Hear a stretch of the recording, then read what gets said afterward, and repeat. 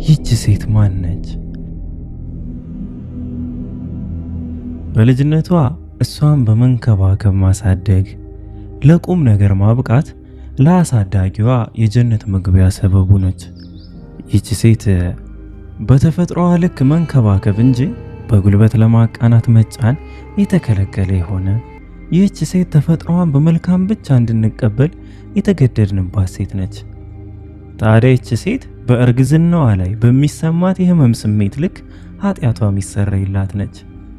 በወሊድ ሰዓት በሚደርስባት ህመምና ስቃይ ብትሞት ሰማዕት ወይም ደግሞ ሸሂድ ነች።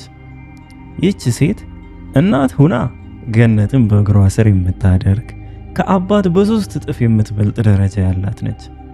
ታዲያ ይህች ሴት 5 ወቅት ሰላት ከሰገደች፣ 1 ወር ከጾመች፣ ከዝሙት ራሷን ከጠበቀችና ባሏን በመልካም ከታዘዘች ሁሉም የጀነት በሮች ተከፍተው በፈለግሽው ግቢ የምትባል ነች።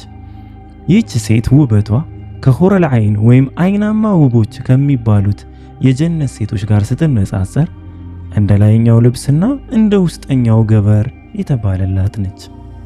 የውስጠኛው ገበር ከላይኛው ልብስ አንጻር ሲታይ የማይስብና ወጥቶ እንዲታይ የማይፈልግ ጨርቅ ነው።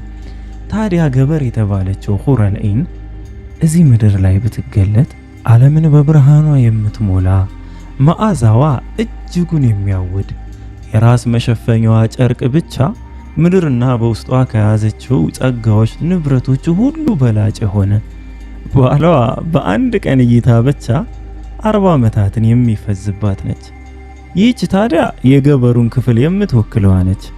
የላይኛውን ልብስ የምትወክለው የተባለችው ግን ውበቷ እጅግ በጣም ግዙፍ የሆነ እሷን ለመግለጽ የማይቻል እንዲህ ነው ተብሎ ያልተወራላት እሷን መግለጽ እጅግ በጣም ከባድ የሆነ ነገር ግን የነዚህ የሁረል አይን ወይም የአይናማ ውቦች አለቃ የሆነች እመቤት ንግስት የሆነች እሷ ሁሉንም በፈቃዷ ስር የምታደርግ ታላቅን ቤተ መንግስት የሚሰጣት ለመግለጽ እጅግ በጣም የሚከብድ የሆነች ሴት ነች።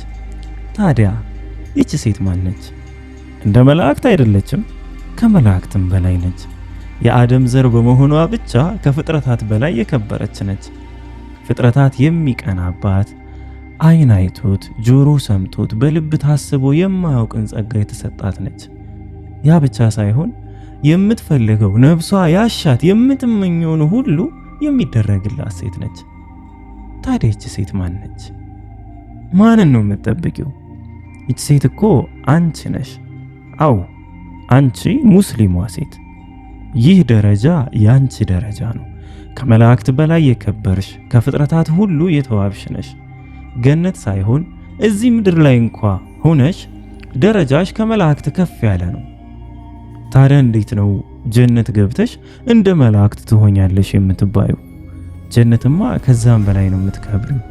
ከዛ በላይ የከበርሽ እንጂ ዝቅ ብለሽ እንደ መላእክት አትሆኝም። ይሄ የአንቺ ምንነት መላእክት የሰገዱለት ከነሱ የምትበልጪ ምሉእ ሴት ነሽ። ደረጃሽ ነው። ይህች ሴት አንቺ ነሽ። አንቺ ሙስሊሟ